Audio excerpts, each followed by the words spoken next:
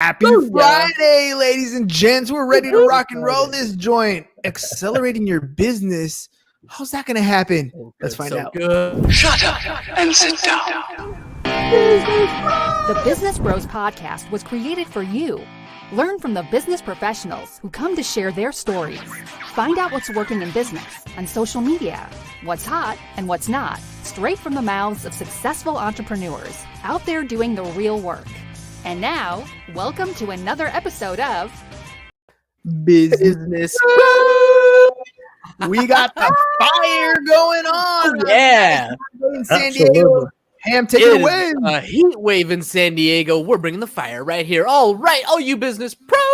Before we jump into the show, just a quick reminder to please subscribe on whichever platform it is that you're listening to us on today. Give us a like, give us a follow, subscribe, and drop a review, and help other like-minded business owners find value from our awesome guests while we rise up in the podcast rankings. And if you want to be a guest on the show, I missed that last part, we will really appreciate it. And if you want to be a guest on the show, we'd love to have you on and learn from you as well. Go to www.businessbros.biz/podcast guest. Schedule your time slot. Don't forget to follow us on all our social media at Business Bros Pod.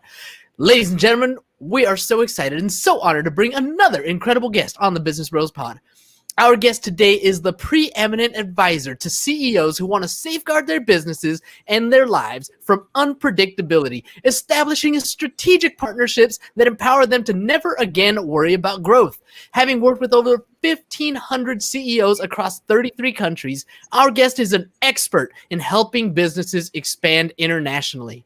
As a world-renowned speaker and philanthropist, our guest's goal is to help over 800,000 kids in Latin America become entrepreneurs using local businesses in the next 3 years.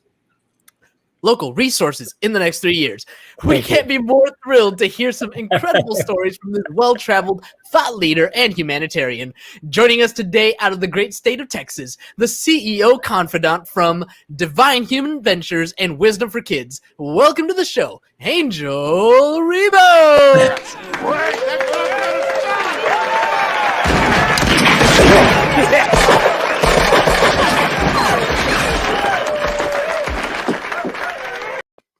All right, Well Angel. done, well done. Thank you so much. This has been probably one of the most amazing introductions ever in my life. Thank you so much for being who you are, guys. Thank you. Oh, well, what can I say? James prides himself on the intros. They're probably Fun. Yeah, they're fun. They're you know what? Everybody has a strength and everybody has a weakness. I would suck at writing your intro, but James over here, he's got fire when it comes to writing those intros. I tell you, I mean, I've been introduced a few times, and he's used actually completely different words.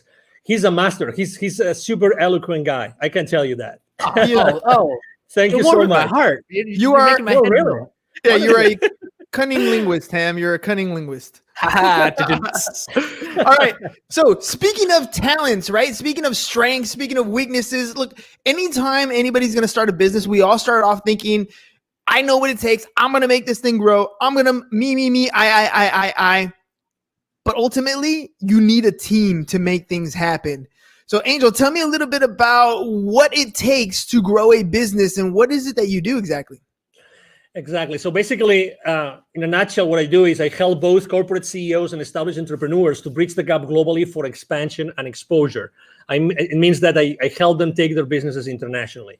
Okay. And what it takes for someone to accelerate the growth of their businesses by going internationally, the first thing that it takes is the willingness to do it, but the resources.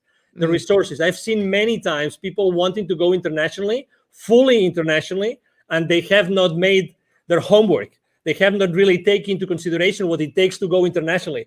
Very often it happens to us entrepreneurs that if we have an offer online, we think, okay, so if we are super successful in the US, then going south of the border, we just translate our materials, our courses, whatever that is, and we're going to be successful. I hate to say no. No, there's many more things involved in going internationally, and you have to do your homework, and there's financial implications on the decision of going international.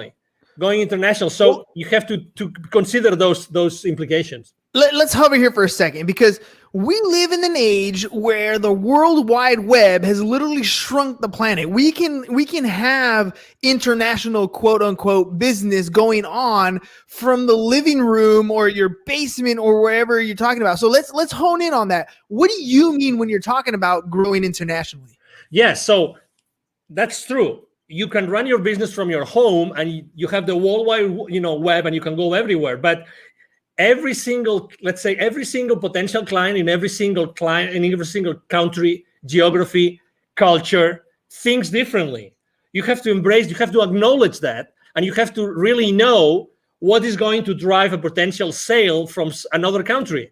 Okay, so I mean, being reactive, we might have clients from other geographies, but the reality is that talking to someone, let's say, south of the border or north of the border, talking about the US, right? It's different.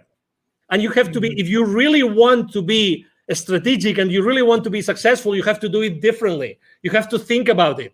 Okay, so you can run your business from your home and you have the World Wide Web open, but there are things that you have to take into consideration from the point of view of the client. You have to talk to the client differently on every culture. Remember, we are, separated, even sometimes even trying to go, let's say I have a business in Texas and I really want to be successful in taking my business to another state. That there are cultural differences, right? That huge. Someone in Utah is different from someone in Texas, right? And everybody knows that. So if you really want to be successful, does it make sense to consider the differences between selling in Utah and selling in Texas? Of course it does. And you spoke about in the introduction, you actually mentioned something, which is, are you partnering with the right people? Probably if you want to go international, or even, as I said before, to another state, what about partnering up with someone who's already there, who's already aware of those differences, that can help you be more effective in conducting business in that area? And this is very often a blind spot that people forget. So, okay, it's easy to run your business from your home, but be mindful, be aware of the differences. What kind of differences should we be looking for when we're first starting out? Because there are so many. I mean, like you said, there's cultural differences, there's currency differences, there's tax treatments. I mean, there's all kinds of things that we can think about when we're talking about those differences. But what are some of the first things that we should kind of pay attention to? So that's why go step by step. I mean, going internationally right out of the gate, I don't think is the right thing to do, unless you only go internationally to a specific area because you know that there's a need for that there, and you know that the people there are going to buy from you. Unless that's the case, it's scaling up by accelerating the growth of your business by going international. It means that you have already had to establish your business somehow. That's very important. Okay, so initially, I don't recommend anybody doing that unless, again, that's going to be your number one strategy. So if that's your number one strategy, you have to really know what these people want. Okay, the people in this area, what do they want? So you have to really speak with these people over there. Sometimes, we tend to think, oh, it's extremely difficult. No, it's very easy. Reach out. There's social media again, and you can go in social media and you can start talking to people who live in that area. It's really simple. There's something in the entrepreneurial world, in the startup world, there's something called a minimum viable product. You've probably heard this thousands of times, right? Mm-hmm. So when you start your business, you probably have a minimum viable product or service that you want to offer to your audience, right? So the first thing you have to do is, if you want to go international, start talking to your audience about what you want to do. And I start asking them, hey, if I was to launch this product, sell it there, or this service, would you be willing to buy from me? And what would be the kind of service or product that you would buy from me, in that particular, area of expertise that I have? So that's the first thing. Talk to your market early on your business strategy. And sometimes, and I think that's probably, we are all to blame, for this, which is we try to be perfectionists. We try to be like, we have all the responses, all the answers before we do anything else. There's one business mantra. There's one mantra I use with every single one of my clients. I've been using for the last 5 years since I started my own business, which is take imperfect action now. Take imperfect action now. Hey, Don't worry about anything else. You only need yourself, and you need to start reaching out to the people in the market, in the place where you want to start selling your products or your services. That's it. Start talking to them and start making mistakes. Start making mistakes. There's no such thing as the perfect sales pitch, the perfect service, the perfect product. There's only the thing that you reach out to the potential buyers and you know what they think, and keep on making, keep on perfecting your pitch, keep on perfecting your product and your service. Really, that's the first step. Take imperfect action now. I love that. I love that because it's absolutely true. I talk about that all the time about taking action, and you have a choice. You can do it or you cannot do it. And I think the people who sit back and try to wait till it's 100% perfect are the ones who struggle. I forgot what book I read it in, but they were talking about, I think it was Mentor to Millions. And what they were saying was most successful people wait until they have about a 70% of a plan, right? After that, they put it into action because there's nothing else you can predict. At that point, you have something that's viable that'll take you in the direction that you want to go. Will it get you to the destination? Probably not. But you're moving forward and you're not stagnant and stuck in one particular situation or at worst, not taking any action, right? When I remember reading or learning about Disney, and they were opening up in China, I think it was China or Japan, I'm not sure exactly, but they were out there in the East. And when they went out there, they opened up operations right away, just like they had done in Florida, just like they had done in Disney. And they didn't take into consideration some of the cultural differences and had to restructure some things. So, acting on a plan is first and foremost. When you're talking to CEOs or different people who are ready to take that next scale, right? What's some of the fears that they have or some of those hesitations that prevent them from taking action?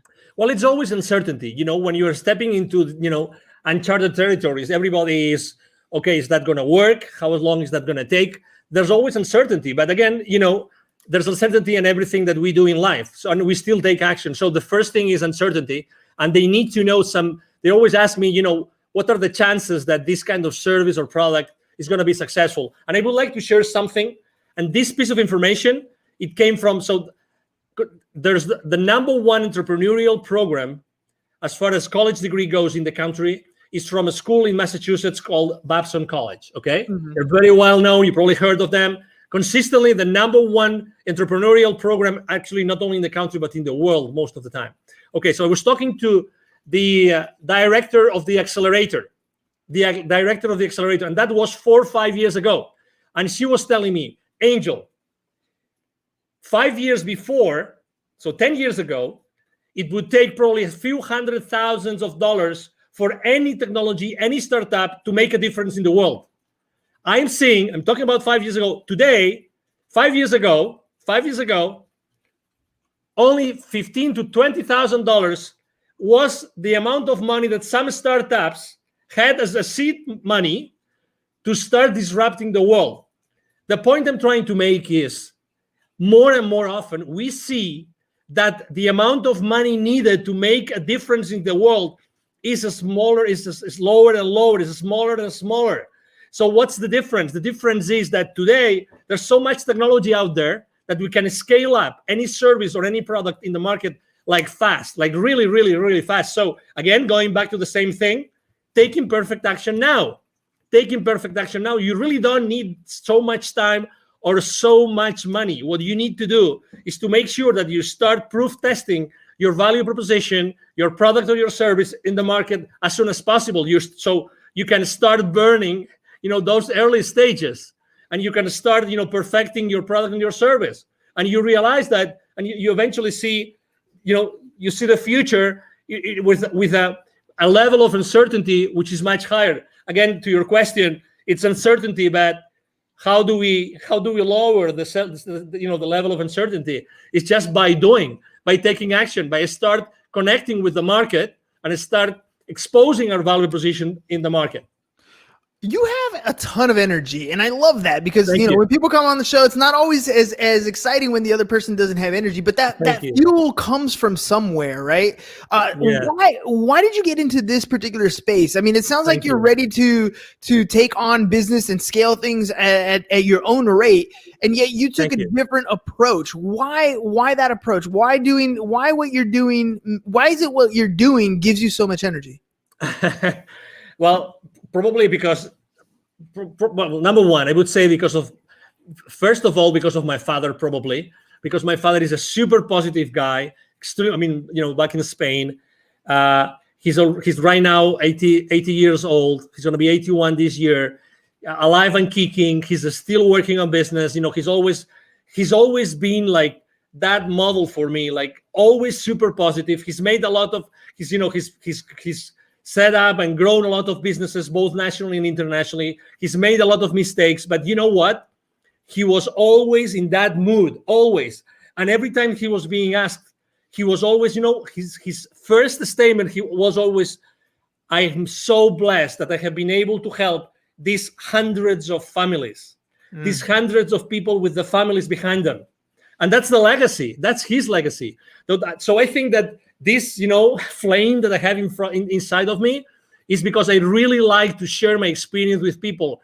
And I was born to do this. I was born to, I mean, originally, both my mom and my dad come from very humble origins, really humble origins. I mean, still my family has a ranch in the north of Spain. That's where we come from, the Rebel family, but that doesn't mean that I couldn't do many other things. So I always had this flame inside of me of leaving a legacy, of teaching others. I love teaching. I love training. I love sharing my experiences. That's why I'm so involved with the local community here in Dallas. I'm invited to, the startup weeks, startup weekends. I'm invited to be jury sometimes. I'm very involved with business incubators and accelerators here, just because I like to share. I like to share, and it's a decision.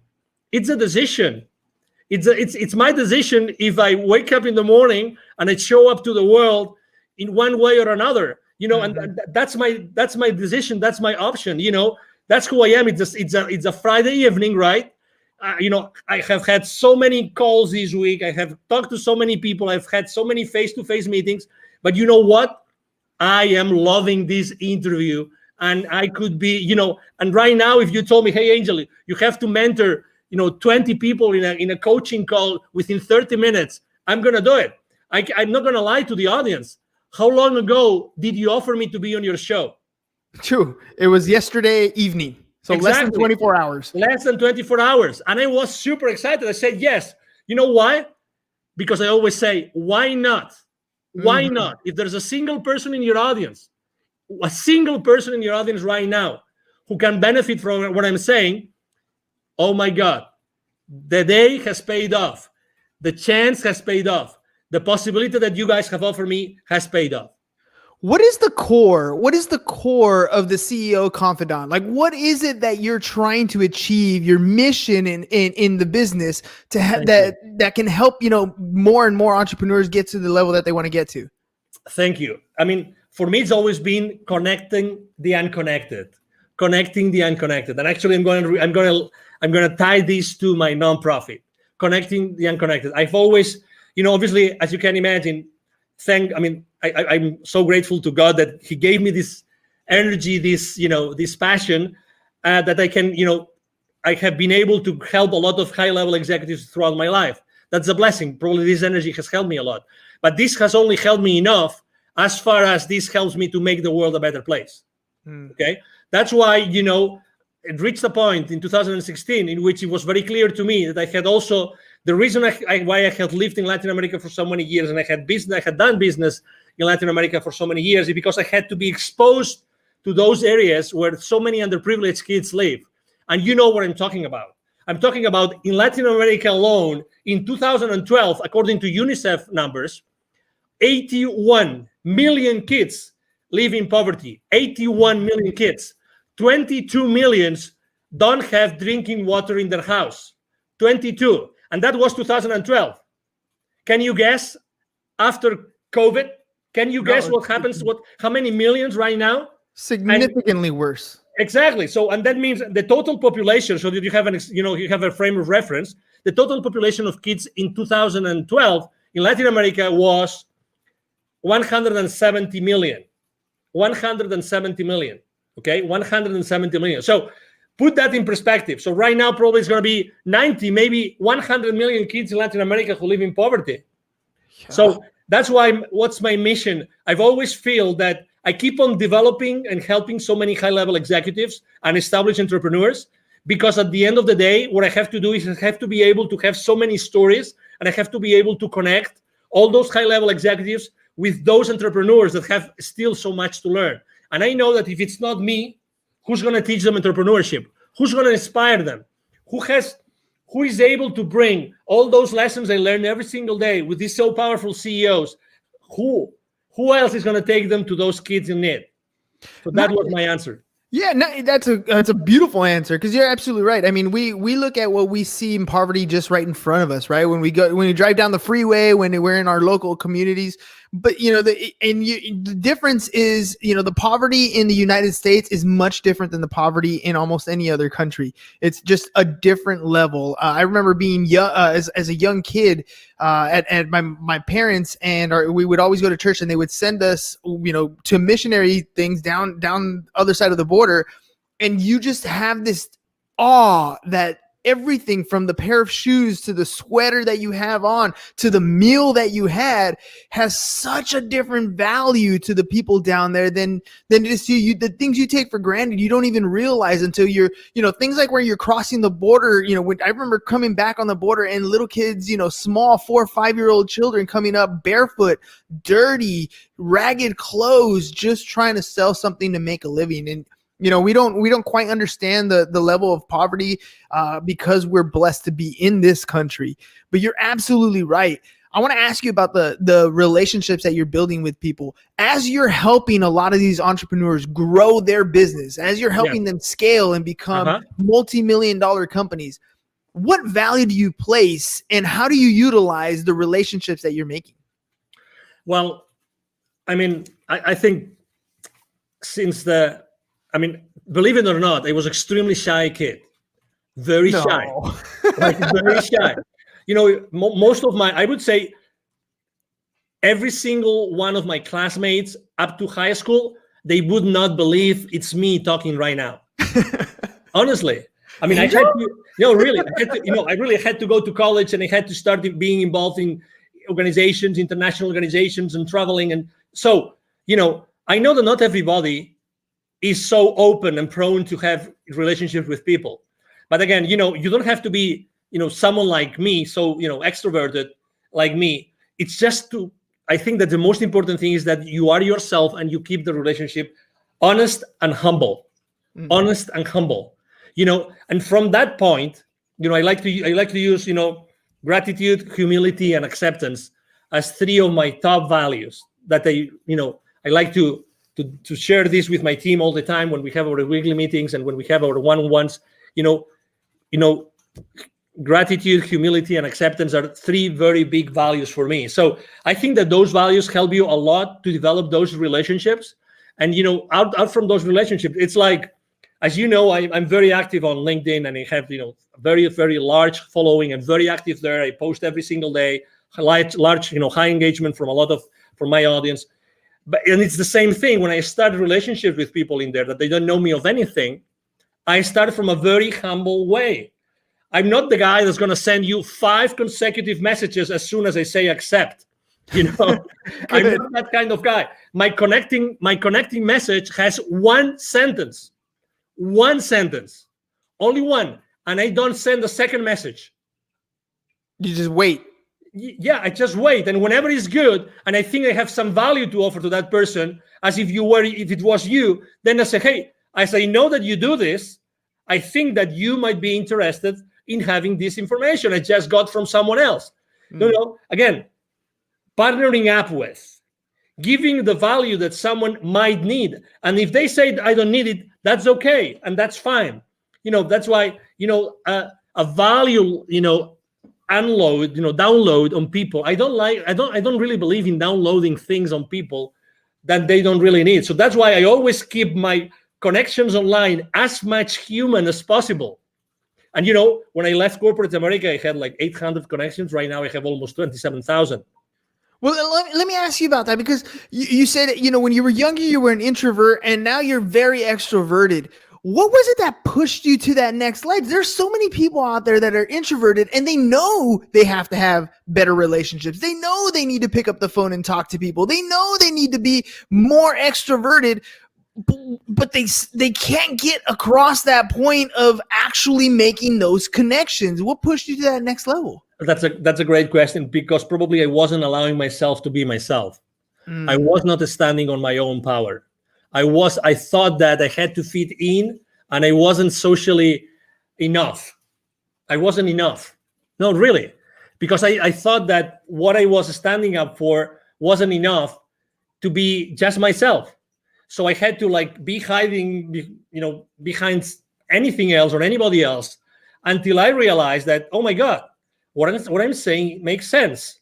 So it was a gradual process. It wasn't, it wasn't just like, oh, tomorrow I'm going to be extroverted.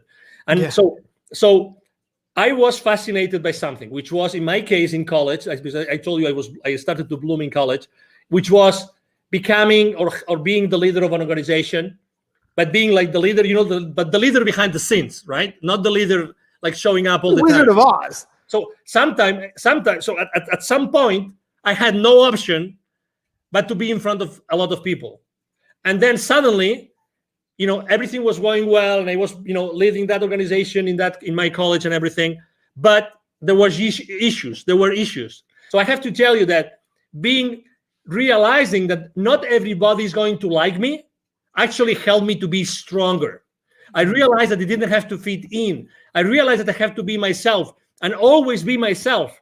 So I had a completely 100% certain place where I could go back and pull up the rest of my life. You know what I mean? Yeah, because if you're pretending to be someone else, you don't have that place of safety. But when you're always yourself, when you're always standing on yourself, on your grounds, then you have that place of power. And I have to also tell you, I remember the most dramatic situation in my life was actually that I got married. My first marriage was in 1996, still in Spain. And I unfortunately didn't work out, and I only was married for 5 months. Oh. And I'm not gonna disclose the circumstances, but let's say it was like being backstabbed, like big time.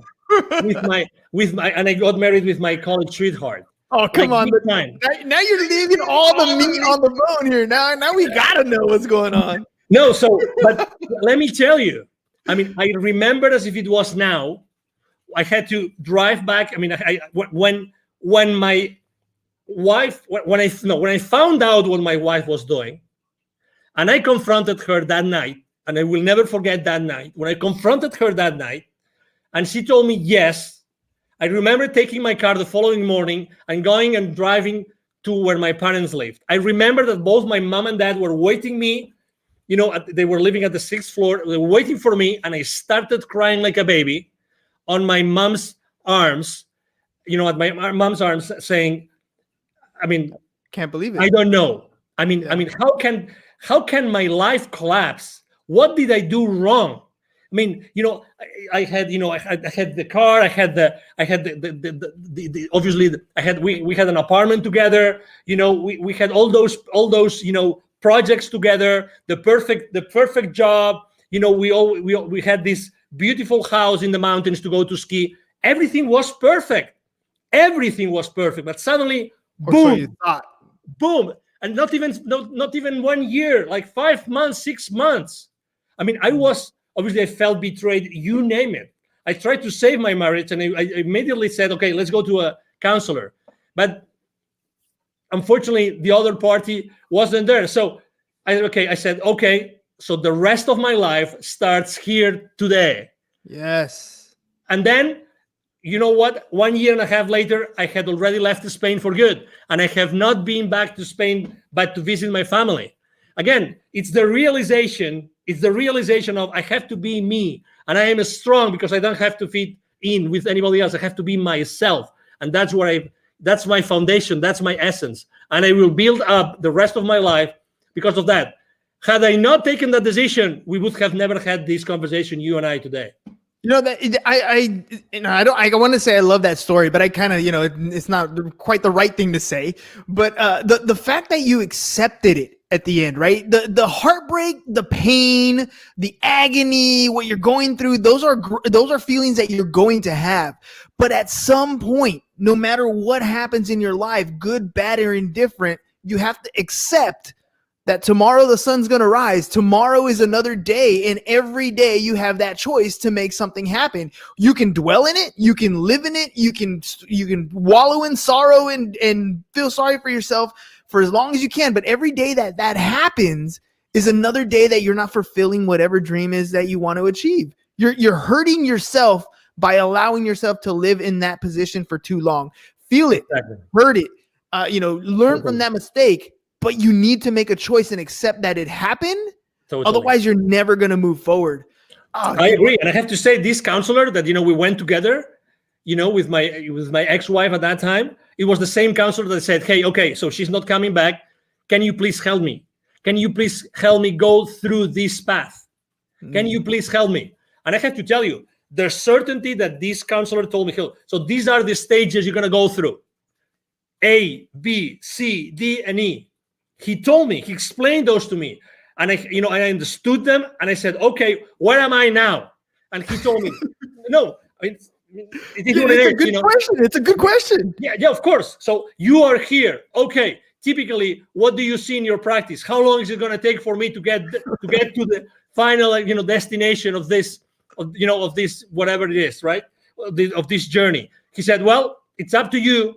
I've seen people here and I've seen people there, and I've seen people that will never recover from a divorce or from a separation. Okay. Mm-hmm. So I kept on going with him. I kept on having, again, I asked for help. God bless. That's something I obviously, in any facet in life, ask for help, look for help. Always. There's always going to be someone that can help you. Always. The only scarce resource in your life is time.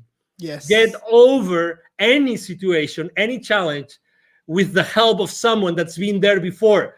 Do that. Don't hesitate. It doesn't matter. Money comes and goes. Do that. And oh my God, after 6 months of my separation, guess what? Guess who came after one of my, I just finished one of my swimming practices. I love swimming. Guess who came to say, I would like to come back together? Who was going to say? I'm not going to say, but you know the story, right? You know the story. And I said, unfortunately not. I don't want this to happen in the future when we already have children. I don't want that for my life. Decision made. Imperfect decision. Don't know what the outcome was going to be, but you weren't going to do it again. No. Oh man, Angel, that's, I love that, the whole idea of time scarcity, right? You only have so much time in your life.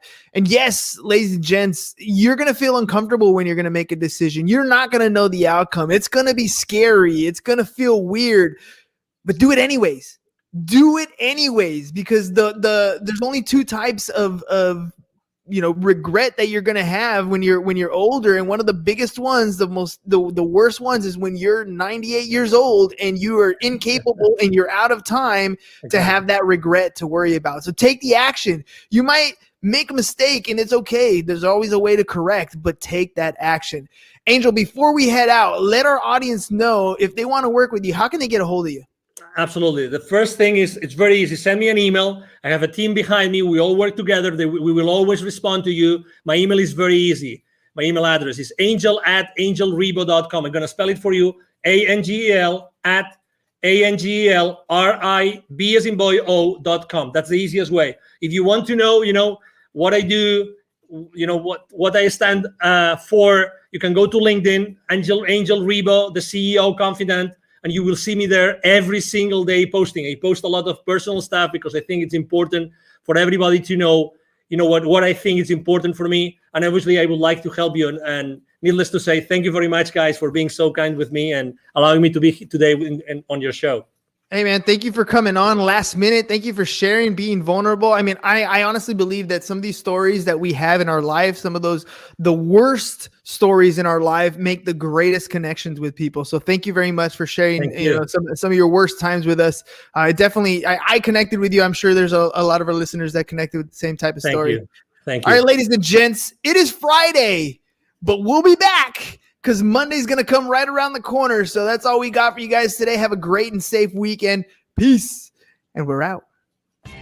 Thank you for listening to the Business Bros Podcast. Are you looking to get more clients or to increase your income? Hernan, the business bro, can help you generate referrals through the power of podcasting. And James, the insurance bro with Pipeline Insurance, can help you effectively add insurance to your existing business. If you are ready to create wealth today and generational wealth for tomorrow, email businessbros@csfirst.com to schedule a free consultation or join the Business Bros Network, www.businessbros.biz.